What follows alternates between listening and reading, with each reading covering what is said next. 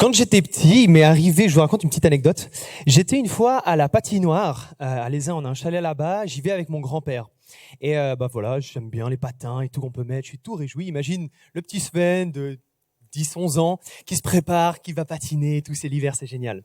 Et il y a mon grand-père qui est à côté. Et je dis, j'aime trop le patin. Enfin, je lui dis vraiment, mais tu sais, le patin, c'est quelque chose que j'adore. Il fait, non. On n'adore que Dieu. Peut-être tu l'as entendu de la part de ton grand-père, ta grand-mère, quelqu'un de ta famille. Bref, moi, ça revenait assez souvent que mon grand-père me rappelait, se disait, non, tu n'adores pas les lasagnes, on n'adore que Dieu. Quand t'es petit, t'es là, bon, ok, ouais. Mais finalement, avec le temps, je comprends la leçon que mon grand-père essayait de me donner. En tant qu'humains, nous sommes, je crois sincèrement, nous sommes des adorateurs. Dès qu'on voit quelque chose que l'on admire, on va en fait l'adorer, ça veut dire on va s'émerveiller devant ça. Et ça peut être toutes sortes de choses. Dans l'exemple, moi, c'était le patin. J'adore le patin. Et mon grand-père me dit, non, rappelle-toi, nous n'adorons qu'une seule chose, c'est Dieu. Il n'y a rien d'autre que Dieu qui peut reprendre notre louange. On est dans cette série sur l'Apocalypse et on a pu voir à chaque fois, chaque dimanche, un certain côté de ce livre qui est si particulier. Et aujourd'hui, on va pouvoir lire ensemble Apocalypse 19, un passage. Pour rappel, donc, Apocalypse, c'est un livre qui a été écrit... Ouais, tu peux attendre, David. Apocalypse, c'est un livre qui a été écrit par Jean, un des disciples de Jésus, qui est exilé sur une petite île. Jésus est remonté au ciel. Ils ont reçu le Saint-Esprit, mais l'Église va mal. C'est dur d'être chrétien à cette époque-là parce qu'ils sont pourchassés, ils sont persécutés. Et Jean, du coup, est en exil sur cette île-là. Et il va donc avoir des visions, des choses qui sont à venir, des choses qui existent déjà. Et c'est tout ça qu'il a récolté dans ce livre de l'Apocalypse. Et on a pu voir il y a quelques semaines ce passage dans le chapitre 4 où Jean va décrire la salle du trône de Jésus. Et peut-être tu te souviens, Ruben nous en parlait. Il va décrire qu'il y avait une mer de cristal, qu'il y a des flambeaux comme ça, 7 flambeaux qui sont dans cette salle. Il y a 24 trônes avec 24 vieillards qui ont des toges blanches, qui ont une couronne. Il y a un aigle, il y a un lion, il y a un homme, il y a différentes créatures qui sont remplies d'ailes, remplies de Dieu. C'est vraiment une scène hyper particulière, mais tout ça a des significations derrière. Et toutes ces personnes, toutes ces choses qui sont présentes dans la salle du trône, finalement, ne sont focalisées que sur une chose, que sur une personne. C'est ce trône de Jésus qui tient au milieu. Et Jésus est décrit à ce moment-là, tu te souviens comme quoi? Il est symbolisé par quoi? C'est aussi un animal. Un agneau immolé, qui symbolise un agneau égorgé, qui symbolise finalement la mort que Jésus a pris pour nous à la croix. Et du coup, on est dans le chapitre 19, tu peux mettre, David, où Jean est toujours dans la salle du trône en train de décrire, et on peut lire ça ensemble. Et une voix sortit du trône, disant, « Louez notre Père, vous tous ses serviteurs, vous qui le craignez, petit et grand. » Il y a cette invitation donc à l'adoration.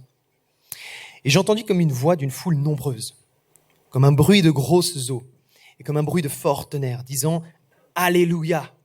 C'est un mot hébreu qu'on peut comprendre comme « Loué soit Dieu ». Alléluia. Car le Seigneur, notre Dieu Tout-Puissant, est entré dans son règne. Réjouissons-nous et soyons dans l'allégresse, cette joie intense, une joie communicative, et donnons-lui la gloire, car les noces de l'agneau sont venues. Et son épouse s'est préparée. Il lui a été donné de se revêtir d'un fin lin éclatant, pur, car le fin lin, ce sont les œuvres justes des saints. J'aimerais qu'on s'attarde sur 2 choses. Les noces de l'agneau. Comment comprendre ça? Il y a un agneau qui se marie, il se marie avec une brebis. Qu'est-ce que ça signifie? Il y a un mariage qui se prépare. Une bonne annonce pour nous ce matin. Un mariage est en train de venir. Ce mariage va venir à la fin de ce monde. Quand Jésus va venir en tant que sauveur triomphant, et il va en fait, ça va être le mariage entre le ciel et la terre. Tout sera réuni à nouveau, il n'y aura plus aucun mal sur terre. Il se marie avec qui, Jésus? Avec son épouse. Et on y a l'épouse qui se prépare, qui s'est préparée à ça. C'est qui l'épouse de Jésus? Est-ce que vous auriez une idée? Ouais, j'entends des petites voix. C'est nous, c'est toi, c'est toi, c'est toi, c'est toi, c'est toi, c'est toi, c'est moi, c'est nous. Nous sommes l'épouse de Christ. C'est une image qui revient souvent, et là on le voit présent dans l'Apocalypse, cette image de l'épouse de Christ qui est son Église. C'est pour montrer finalement l'union qu'il veut avoir avec nous, cette intimité qu'il veut avoir, cette relation profonde. Et on nous dit que donc, cette épouse, elle est en train de se préparer pour ce mariage qui est en train de venir. Je te montre une image, tu peux la mettre, David, d'une épouse en train de se préparer pour le mariage. Alors, c'est mon épouse Alice qui est là. Je sais, j'ai de la chance. Là, on a l'image de Alice quelques heures avant notre mariage. J'aime beaucoup cette image parce que je trouve, elle me parle dans cette idée d'une épouse qui est en train de se préparer. Et je suis sûr que si Alice, tu lui demandes là, elle va dire « Ah, mais sur cette photo, il y a ces petites imperfections, il y a peut-être mes cheveux qui vont un peu comme ça, ou la main, ou je sais pas. » Mais moi, quand je vois cette image, toutes ces imperfections, ça passe. Je m'en fiche. Tout ce que je vois, c'est cette merveilleuse femme que je vois dans toute sa beauté et de tout ce qu'elle représente. La façon dont Jésus voit son Église, la façon dont Jésus nous voit, j'imagine que c'est la même chose.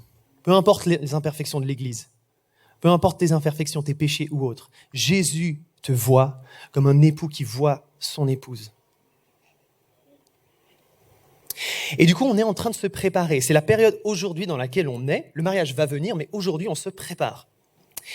Une des choses que je crois, c'est que la première mission en tant qu'Église pour se préparer, c'est en fait de s'émerveiller devant Dieu, de s'émerveiller devant qui il est, dans ce qu'il a fait, dans ce qu'il va faire.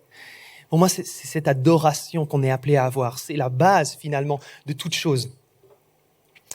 Nous sommes en fait appelés à se joindre à ce chant de louange qui est proclamé, tu sais, dans le chapitre 4 de Apocalypse. Saint, Saint, Saint est le Seigneur Tout-Puissant, celui qui vient, qui était et qui sera. On est appelés en fait à se joindre à cette louange qui est déjà aujourd'hui, en ce moment où on parle, dans les cieux en train de résonner. Et j'aime bien aussi me rappeler toujours un peu la définition de l'adoration, la louange, parce qu'on en parle beaucoup, on en fait beaucoup à l'église, et Yann a bien aussi commencé à le définir. La louange, si ce n'est que du chant, alors on passe à côté de quelque chose. La louange, si c'est que de la musique, on passe à côté de quelque chose. Parce que tu peux chanter à l'église un dimanche sans pour autant louer. Pour moi, la louange, c'est entre autres un acte d'attention. Je porte mon attention sur quelqu'un, sur quelque chose, et je lui déclare mon cœur. On l'a vu ensemble, en tant qu'être humain, on est des adorateurs, et puis l'anecdote avec mon grand-père symbolise bien ça. Si on lit dans la suite, Jean, il va rencontrer un ange, on peut voir ensemble, verset 9, et l'ange me dit, écris, heureux ceux qui sont appelés au festin du noces de l'agneau. Et il me dit, ces paroles sont les véritables paroles de Dieu. Et là, on a une réaction de Jean qui est étrange, mais pourtant tellement humaine. Et je tombais à ses pieds pour l'adorer, aux pieds de l'ange. Mais il me dit, garde-toi de le faire. Je suis ton compagnon de service et celui de tes frères, qui ont le témoignage de Jésus. Adore Dieu, car le témoignage de Jésus est l'esprit de la prophétie. Du coup, on a Jean dans ce chapitre qui a un ange et il est tellement bouche bée devant lui qu'il va se prosterner et commencer à l'adorer. Et l'ange dit, non, c'est pas moi que t'adore, c'est Jésus. Ça rappelle cette idée de dire que, en tant qu'humains, nous avons tendance à adorer les choses qui sont autour.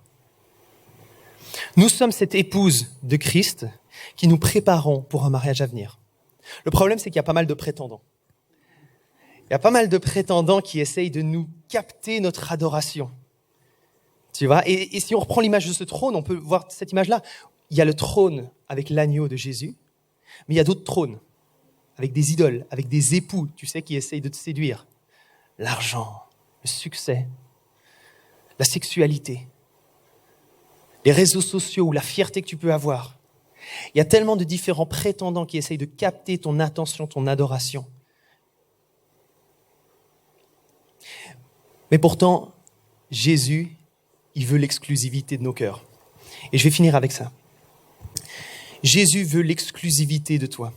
Il a tout donné pour toi, du coup, il attend tout de toi. Il attend tout de son épouse. Imagine, tu es peut-être marié ou tu as peut-être un mari ou une femme. Si tu ne l'as pas encore, tu peux t'imaginer. Un pasteur donnait cet exemple. Si tu rentres chez toi, que tu trouves un homme dans ta maison et il te dit « Salut, moi c'est Tom ». Pardon pour ceux qui s'appellent Tom, je prends un exemple. Je suis là pour te remplacer. Parce que ton épouse, voilà, elle pense que je ferai un meilleur job que toi en tant qu'époux. J'arriverai peut-être mieux à la contenter. Ou des fois, elle a l'impression que t'es pas là ou que tu te manifestes pas. Du coup, je suis là pour te remplacer. Salut. Comment est-ce que le mari comment est-ce que tu réagirais à ça? Violence, hein? Jésus veut l'exclusivité de son épouse. Il veut toute son adoration, il veut toute notre adoration. Je t'invite, on peut prendre un temps maintenant où on va rentrer dans la louange. Il y a tous ces époux qui sont devant nous, tous ces jolis prétendants. Devant qui est-ce qu'on choisit d'adorer? Quel trône est-ce qu'on choisit? Dans ce temps de louange qu'on va pouvoir vivre, on va ensemble prendre ce choix de se dire non, il n'y a qu'une seule personne qui mérite notre adoration. C'est Jésus-Christ.